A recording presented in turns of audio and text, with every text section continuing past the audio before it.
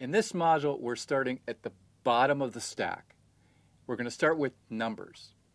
Your smartphone can do a lot of things, take pictures, send emails, but what it's doing is it's manipulating numbers. It's storing numbers, it's doing arithmetic on numbers. Let's talk about numbers a bit. We're all familiar with numbers. We use numbers every day. Our number system is based on the number 10. That's the base that we say for our number system. Well, computers are a little different. They actually use 2 instead of 10 as the base. Now you say, why is that? Why does a computer do something different than what we humans do? Why does it use base 2 rather than base 10?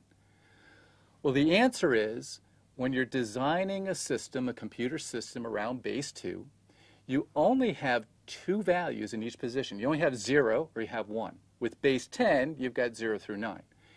And it makes it a lot easier to represent just 2 values in electronic circuits than 10 values. All you have to do is you either have to produce a voltage, and every electronic circuit receives some voltage. You either represent a voltage as a 1, so when I have a voltage, then that means I have a 1. And when I have no voltage, when I have 0 volts, that means I have a 0. So the circuits only have to do one of 2 things, either make a connection to the voltage or break that connection and make a connection to 0 volts, to what we call ground in a computer system. So those circuits are very simple with base 2. They're much, much simpler than if we had to design a circuit for base 10. Here we would have to produce 10 different voltage values. The circuitry would be far more complex than for base 2, where all we have to do is represent 2.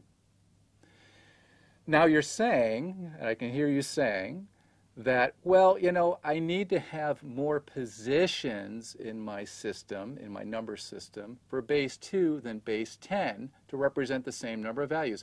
And you're absolutely correct.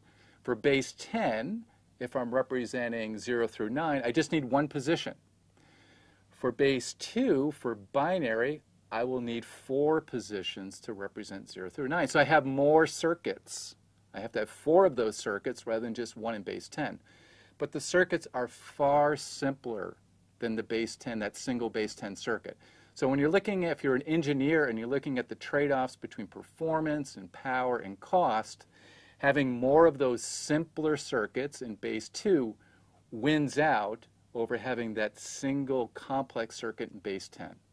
So that's why computers use base 2, the binary number system, and now we're going to get into this in more detail. So let's get into it.